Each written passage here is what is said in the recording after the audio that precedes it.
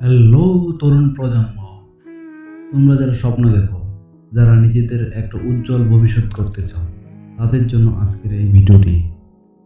আমরা সবাই জানি জীবনের লক্ষ্য অর্জন করা সহজ নয়, কিন্তু সঠিক পথ জানা থাকলে আর একটু চেষ্টা করলে সাফল্য নিশ্চিত। আজ আমি তোমাদের এমন 5টি ধাপ বলবো যা তোমাদের লক্ষ্য অর্জনে সাহায্য করবে। প্রথম এবং সবচেয়ে গুরুত্বপূর্ণ ধাপ হলো লক্ষ্যকে স্পষ্ট করো। তুমি কি করতে চাও? তুমি কি ডাক্তার হতে চাও? তুমি কি ইঞ্জিনিয়ার হতে চাও, নাকি একজন সফল উদ্যোক্তা হতে?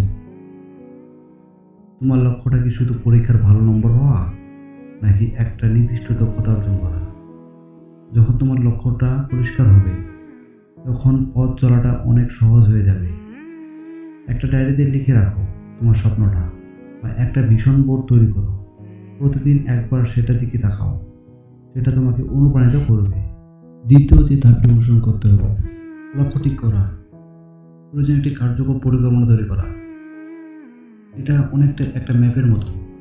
তুমি কোথাও যেতে চাও আর কিভাবে যাবে, সেই পথটা এই ম্যাপে আঁকা থাকে।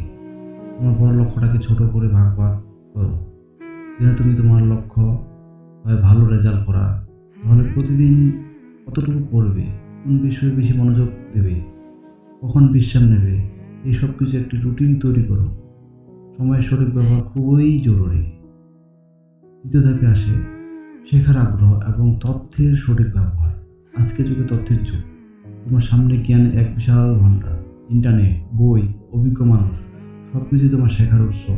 কিন্তু সব তথ্যই যে সঠিক তা নয়। তাই সঠিক তথ্য বেছে নাও।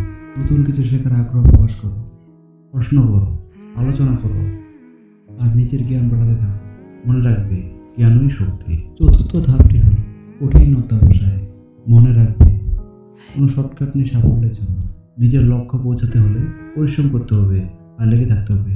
যদি একবার ব্যর্থ হও, হতাশ না হয়ে আবার চেষ্টা করো। মনে রাখবে, প্রতিটি ব্যর্থতা নতুন কিছু শেখার সুযোগ। জীবনে বাধা আসবে, কিন্তু